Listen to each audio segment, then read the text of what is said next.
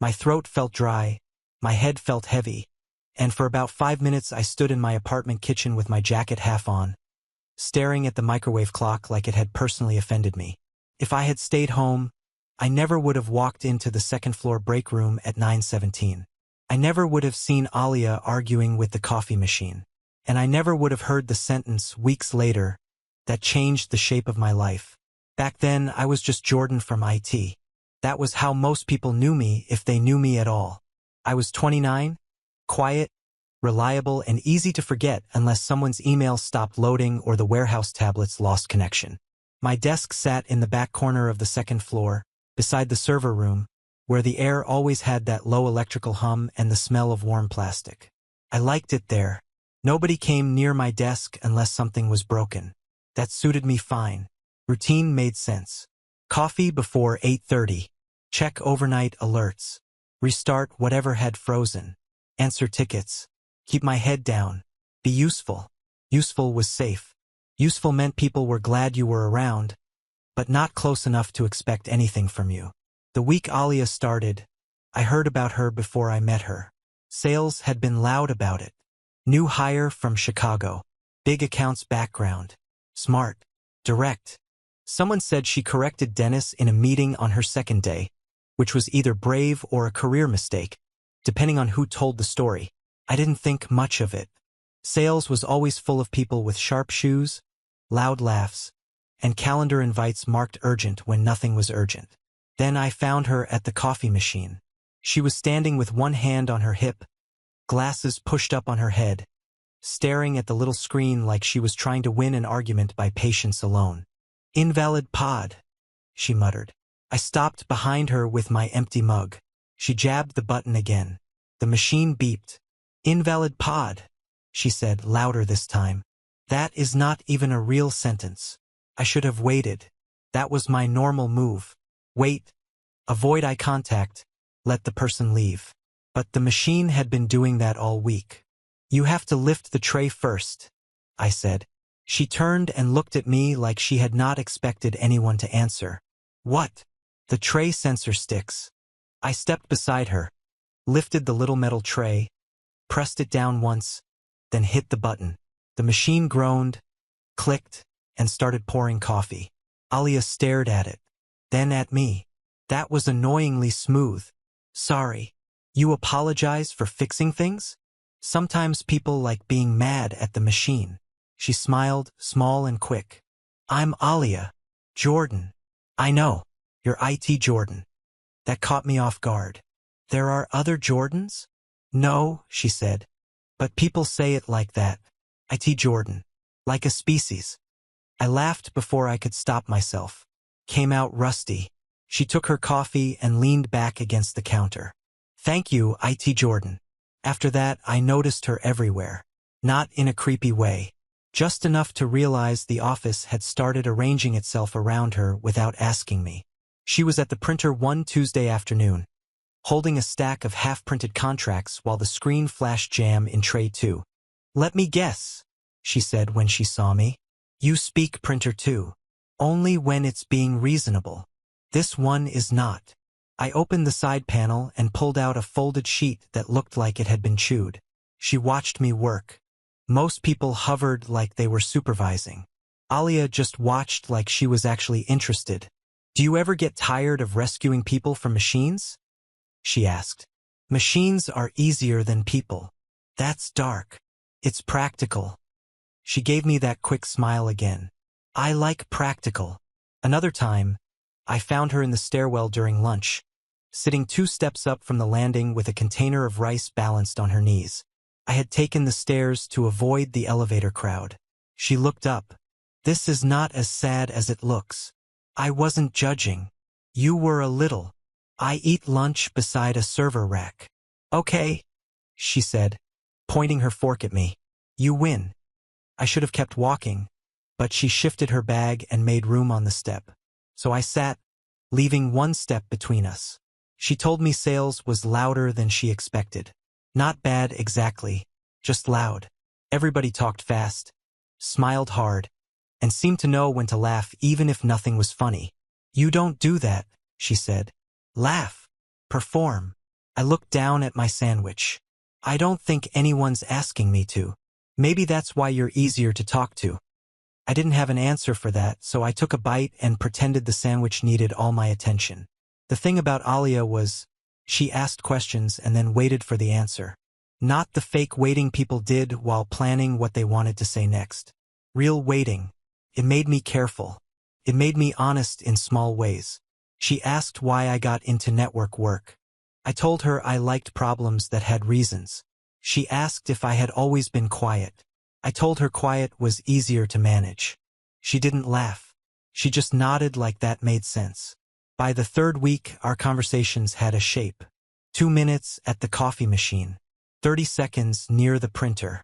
A few lines in the hallway when she was headed to a meeting and I was carrying a box of cables.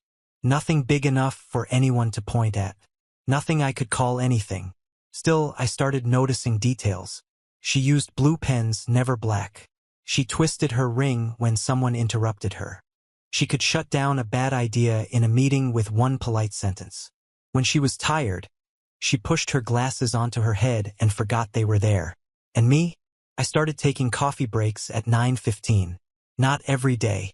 Not obviously. I told myself the timing worked better between tickets. I told myself the coffee tasted fresher then. But one morning I got there early, saw the break room was empty, and felt disappointed before I could explain it away. That was the first time I admitted, only to myself, that I wasn't going for the coffee anymore. That Friday should have ended at 5.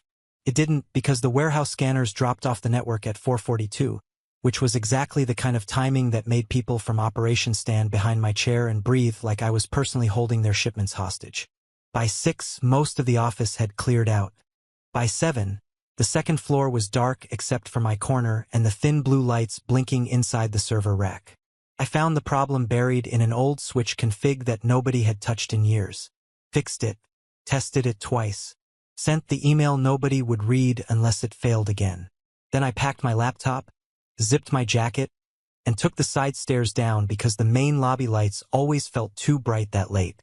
Outside, the parking lot was wet from rain. The kind of wet that made the asphalt shine under the lamps. It was cold enough that I could see my breath, and the lot was almost empty except for a few cars near the far row. That was where I saw her. Alia stood beside a silver Honda with the hood up, one hand holding her phone, the other pressed against her forehead. Her work bag was on the ground near her feet. She looked smaller out there than she ever did inside the office. I slowed down. She noticed me and gave this tired little laugh. Of course it's you. That bad? I don't know. It made a sound, then a worse sound, and now it's doing nothing. She looked at the open hood like it had betrayed her. Do you know anything about cars? Enough to make a confident mistake. That is still more than I know. I set my bag down and stepped closer. Try starting it. She got in and turned the key. The engine coughed once, then gave a rough, ugly squeal before cutting out. Stop, I said quickly. She got back out, eyes wide. That sounded expensive. It sounded annoyed. Jordan. Okay, maybe a little expensive. I used my phone light and leaned over the engine. I wasn't a mechanic, but my father had kept old cars running longer than they deserved, and I had learned enough from holding flashlights in cold driveways. The belt looked worn and slightly off track. Your belt's slipping, I said. I can probably get it seated enough for you to drive home, but you need a real shop tomorrow. No detours. No pretending it's fine because it started once. She crossed her arms. You give instructions like you're used to people ignoring them. I work in IT. That got a smile out of her, but it faded fast. For a few minutes, there was only the ticking engine, the rain dripping from the edge of the hood, and my fingers going numb while I worked. Alia stood beside me, quiet in a way I wasn't used to from her. Not awkward, just worn down. You don't have to stay, she said. I'm already here. That's not the same thing. I didn't look up. It is tonight. She said nothing after that. I had my shoulder half under the hood, trying to get the belt lined right without the proper tools, when I heard her voice. It was so soft I almost thought the wind had bent it. I wish you were mine. My hand froze. The whole parking lot seemed to go quiet around us. I turned my head and looked at her. Alia was staring at the ground, but the second she realized I had heard, her face changed. Not panic exactly. More like she had opened a door by accident and seen something on the other side she wasn't ready to explain. "What?" I asked. She swallowed. "I didn't say anything." "You did." "No. I was just—" She looked toward the office building, then back at the car. "I was talking to myself." That was a very specific thing to say to yourself. Her mouth opened, then closed. I could have pushed. Part of me wanted to. The words were right there between us, warm and dangerous in the cold air. But she looked like one wrong question would make her disappear behind that calm office face again. So I looked back under the hood. "Try it now," I said. She hesitated, then got in. The engine turned over with a rough shake, then caught. Not perfect, but steady enough. I shut the hood carefully. "Drive straight home. Shop tomorrow." She stepped out and hugged her arms around herself. "Thank you." "You're welcome." Neither of us moved. Her car was running. My bag was at my feet. The office lights above us were mostly out. We had every reason to leave, and somehow we stayed. Alia leaned against the front fender, careful not to touch the wet part. "You know what's strange?" "Usually, yes. At work, people talk all day, constantly, about clients, numbers, trips, plans, whatever. But half the time it feels like nobody is saying anything real." I stood a few feet away, hands in my jacket pockets. "That's office talk. You don't do that." "I don't talk much at all." "That's not what I mean." She looked at me then, directly. "When you do talk, it feels like you're actually there." I didn't know what to do with that, so I looked at the wet ground. She kept going. "People at this place perform all day, even when they're being nice. Especially then. You don't." "I wouldn't be good at it. I think that's why I like talking to you." The word landed harder than it should have. I let out a slow breath. "I've spent a lot of years trying to be forgettable." "Why?" "Because forgettable doesn't disappoint anybody." She watched me for a second, and the look on her face made me wish I had said less. Then she said, "You're not invisible, Jordan. You're just surrounded by people who weren't paying attention." I remembered that line more clearly than anything else she said that night. We talked for almost an hour. Not about anything dramatic. Not really. She told me she was tired of being new but not allowed to act new. I told her I liked the server room because machines didn't pretend to be fine when they weren't. She laughed at that, but softly. When she finally got into her car, she rolled the window down. "Straight home," I said. "Yes, IT Jordan." But she didn't smile the way she usually did. She looked at me like there was more she wanted to say, then drove away slowly, her taillights red against the wet pavement. The next morning, the office already knew. Not the truth. Offices never know the truth. They know shapes. 2 people. Late night. Parking lot. Hood up. Standing close. Talking too long. By 10, I caught 2 people from billing looking away too fast when I passed. By 11, Dennis from sales said, "Rough night," with a grin that made me want to unplug his desk phone forever. At 11:30, my manager, Mark, asked me to step into the small conference room. He was careful about it. That almost made it worse.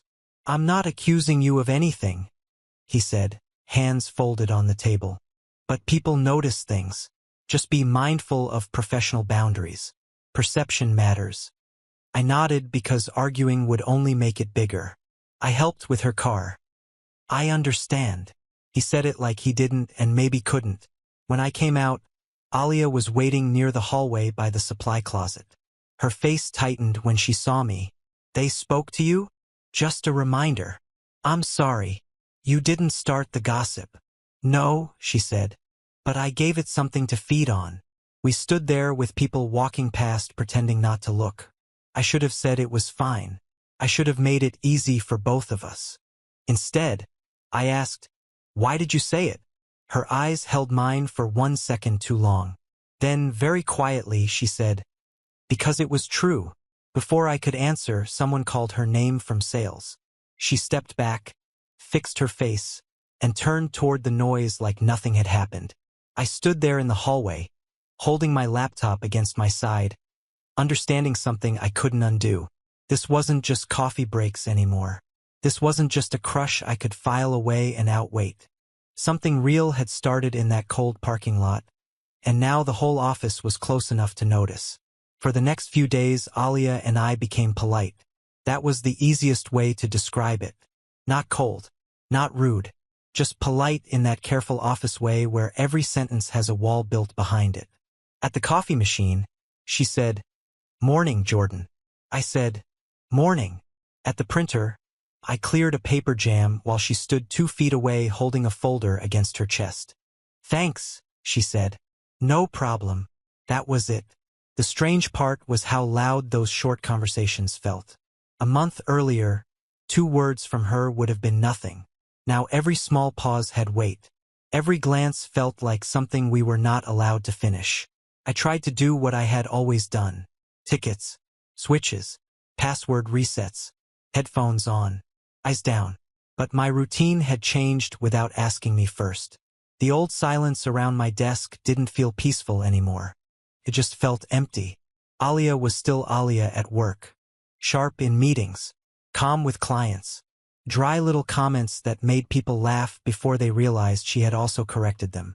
From a distance, she looked fine, but I had started noticing the parts nobody else noticed. The way she sat in her car for a few minutes before coming inside. The way she checked her phone, went still, then put it face down. The way she smiled at people in sales and then let the smile drop the second she turned away. On Thursday afternoon, I got a message from her. "Third floor break room? 5 minutes." I stared at it long enough for my screen to dim. Then I typed, "Sure." The third floor break room was almost always empty because the coffee was worse up there. When I walked in, Alia was standing by the window, twisting a ring on her finger. I had seen her do it before. I had never really looked at the ring. Now I did. She saw me notice. "Jordan," she said, and my name sounded heavier than usual. "What's going on?" She took a breath. "There's something I should have told you before." I didn't move. "I'm engaged." For a second, I thought I had misheard her. Not because the words were complicated, because my mind just refused to put them in the room with us. Then I looked at the ring again. "Oh," I said. It was a stupid answer, but it was all I had. Her face tightened. "I know." I nodded once, mostly because I needed something to do. "To who?" "His name is Rohan." I waited. "Our families know each other. Same community. Same circles. It's been talked about for years, kind of. Not officially at first, but everyone always acted like it made sense." She looked down at her hands. "He's not a bad person. I didn't ask if he was." "I know. I just—" She pressed her lips together. "I don't want you to think there's some easy villain in this. That hurt more somehow. A villain would have made it cleaner." "So why tell me now?" I asked. "Because what I said in the parking lot was true," she said quietly. "And it's not fair to let you carry that sentence without knowing the rest of it." I looked toward the vending machine, then back at her. The room smelled like burnt coffee and lemon cleaner. Somebody had left a half-eaten granola bar on the table. Normal things, while everything inside me shifted. "Does he know?" I asked. "No. About me. There isn't." She stopped. "There isn't anything to know. Not like that." I almost laughed, but nothing about it was funny. She stepped closer, then stopped herself. "Jordan, I didn't plan any of this. I know. I've been trying to be sensible. Everyone says he's a good match. Stable. Kind. Our parents get along. It all fits on paper. And you." She blinked fast. I kept thinking the feeling would come later. That sentence sat between us. I wanted to say a lot of things. I wanted to ask if she loved him. I wanted to ask if she loved me, even though that would have been unfair and too much. I wanted to be angry that she had let me stand in that parking lot with her words in my head while she wore someone else's ring. But when I looked at her, she didn't look cruel.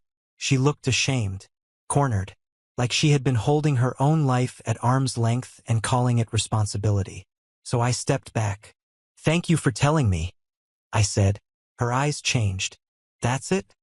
What else am I supposed to say? I don't know. I'm not going to ask you to choose me. Write in the comments. Was I right to step back when I found out Alia was engaged? Or should I have told her exactly how I felt before walking away? She looked away. And I'm not going to be the guy waiting around while you figure out if your life belongs to you. That came out sharper than I meant it to. Her face showed it, but she didn't argue. I'm sorry, she said. Me too. I left before I said something worse. For the next 2 weeks, I became very good at being busy. I answered tickets fast, took calls I normally avoided, reorganized the cable cabinet twice. If Alia came into the break room, I found a reason to leave. If I saw her in the hallway, I gave a small nod and kept walking. She didn't chase me. That almost made it harder. She respected the distance because she knew I needed it, and because maybe she needed it too. The gossip cooled down because offices get bored when nothing new happens. People stopped whispering about the parking lot. Dennis found some other joke to lean on. Mark stopped watching me like I might cause a policy issue by breathing near sales. But the quiet between Alia and me didn't cool down. It just settled into the building. Then Miss Atkinson called us both into her office. She was a senior director, the kind of person who didn't need to raise her voice because people were already listening. She had been with the company forever. Silver hair, neat suits, calm eyes that made excuses sound embarrassing before you even said them. Alia was already there when I walked in. Miss Atkinson closed the door. I'm not here to discipline either of you, she said. So sit down. We sat. She looked at Alia first. I know your aunt, Anita. I also know enough about how families can turn suggestions into decisions. Alia went very still. Miss Atkinson's voice stayed even. You don't owe me details, but you do owe yourself honesty. Alia stared at her lap. For a while, nobody spoke. Then she said, It wasn't forced. Miss Atkinson nodded. All right. But it wasn't fully mine either. Alia's voice was quiet now. It was everyone's good idea. Everyone's relief. My parents were so happy. Rohan's family was happy. It made financial sense, social sense, cultural sense. And every time I felt unsure, I told myself being unsure was childish. I sat there with my hands locked together, not trusting myself to interrupt. Alia continued. Then Jordan showed up and didn't ask anything from me. He just saw me. And I hated that because it made it harder to keep pretending I was fine. Miss Atkinson turned to me. And you? Cleared my throat. I'm trying not to make things worse. That is not the same as knowing what you want. No, I said. But wanting something doesn't mean I should reach for it. For the first time, Miss Atkinson almost smiled. Good. At least one of you understands consequences. Alia gave a weak laugh, then wiped under one eye quickly. Miss Atkinson leaned back. Being practical is not the same as being honest, Alia. And Jordan, being careful is not the same as being closed. You both seem to confuse pain with proof that you're doing the right thing. Neither of us answered. She stood, which meant the conversation was over. I'm not telling either of you what to do. I am saying this. A life chosen by other people is still a choice if you keep living it. And choices have costs. Alia looked like that sentence had gone straight through her. We left the office separately. I went back to my desk. She went toward sales. Neither of us turned around. That night, after I got home, my phone lit up on the kitchen counter. Alia, we need to talk. I stood there in my quiet apartment, reading those 4 words until the screen dimmed. Then I typed back. I know. 3 nights later, Alia knocked on my apartment door at 10 p.m. I knew it was her before I opened it. Not because she had texted. She hadn't. Not because I heard her voice. I didn't. I just looked through the peephole and saw her standing there in a gray coat, hair loose around her face, one hand wrapped around the strap of her bag like it was the only thing keeping her steady. When I opened the door, she looked at me for half a second and said, I ended it. No hello. No careful lead-in. Just those 3 words, dropped between us like she had carried them all the way across town. I stepped back. Come in. She walked past me slowly. Her eyes were red, but she wasn't falling apart. That almost made it harder to look at her. She seemed tired in a deep way, like she had finally stopped holding up something heavy and didn't know what to do with her hands now. I closed the door. What happened? She stood near my small kitchen table and looked around like she was only just realizing where she was.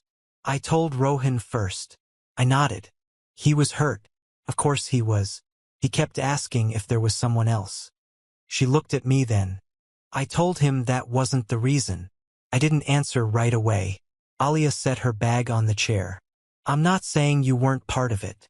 You were. You made it harder for me to lie to myself. But I didn't end my engagement because I thought I could just run here and everything would be simple. I didn't think that. I need you to know it. I know it. She breathed out, shaky but controlled. I told my parents after. My mother cried. My father got quiet, which was worse. They said I was embarrassing them. They said I was throwing away a good life because I was confused. I wanted to step closer, but I stayed where I was. Are you confused? She shook her head. No, that's the strange part. I'm scared. I feel awful. I hate that I hurt people. But I'm not confused. The apartment was quiet except for the fridge clicking on behind me. I asked, "What do you need?" That question seemed to loosen something in her face. "I need someone to sit with me," she said, "without making it complicated. I can do that." So that was what we did. I gave her my old blue sweatshirt because she said my apartment was cold. We ordered Thai food from the place downstairs because neither of us wanted to cook or talk to a driver for longer than necessary. She sat on one end of the couch, I sat on the other, and we ate from cardboard containers while some home repair show played on mute. It should have felt strange, but it didn't. Or maybe it did, and we were both too tired to fight it. She told me Rohan had been kinder than she expected after the first shock passed. That made her cry a little, and she looked angry at herself for it. I handed her a napkin without saying anything. "He deserved someone who was sure," she said. "Yeah. So did I." I looked at her then. "Yeah." We talked about ordinary things after that. Bad office coffee. Her broken car, which she had finally taken to a shop. My neighbor upstairs who vacuumed at impossible hours. A client from her team who used the word circle back. So much that she started counting it during calls. Every now and then, the bigger thing came back into the room, but neither of us grabbed at it. We let it sit there. We let the night be quiet. Around midnight, she stood by the door with my sweatshirt folded over her arm. "You can keep that," I said. "If I keep it, you might never get it back. I understand the risk." She smiled a little, then looked down. For a moment, I thought she was going to leave without saying anything else. Then she lifted her eyes to mine. "That night in the parking lot," she said. "I meant it." My chest went tight. "I meant it then," she continued. "And I still mean it now. I didn't hide behind a joke. I didn't look away. Not this time." "I feel the same," I said. Her face changed, softly, like she had been waiting for permission to breathe. I stepped closer, not fast, giving her every chance to move away. She didn't. She met me halfway, and when I took her hand, it felt less like the start of something wild and more like the first honest thing either of us had done in weeks. Nothing became easy after that. Her family stayed upset for a long time. At work, people noticed everything again. A look in the hallway. A shared lunch. Alia leaving my desk with a cable in her hand like that fooled anyone. Rohan sent one message months later, polite and sad, wishing her well. She cried after reading it, and I didn't take that personally. We moved carefully, not because we were ashamed, but because real choices leave marks. Alia had to rebuild trust with people who thought she had broken an agreement. I had to learn not to disappear the second things got uncomfortable. A year later, she left the company. She said she was tired of building other people's numbers while pretending their rules were the only ones that existed. She started a small consulting business with 2 clients, a rented office, and a coffee machine that somehow had more personality than reliability. I set up her network on a Saturday. She stood in the doorway watching me label cables. "You know, most people would just call a vendor. Most people enjoy suffering," 6 months after that, I left too. It wasn't dramatic. I gave notice, trained my replacement, packed my desk plant, and the mug Alia had bought me as a joke. Then I joined her as technical lead, which sounded much more important than it felt at first. Mostly, I fixed the Wi-Fi, built client systems, and reminded her to eat lunch when she tried to live on coffee and stubbornness. One evening, after everyone else had gone home, I was at my desk in our small office, checking a router update while rain tapped against the windows. Alia leaned beside me, glasses pushed onto her head, the same way they had been the first day I met her. For a while, she just watched the blinking lights. Then she said softly, "I wish you were mine." I looked up at her. This time there was no parking lot, no cold air, no denial, no ring on her finger that belonged to someone else's plan. I took her hand and said, "I am."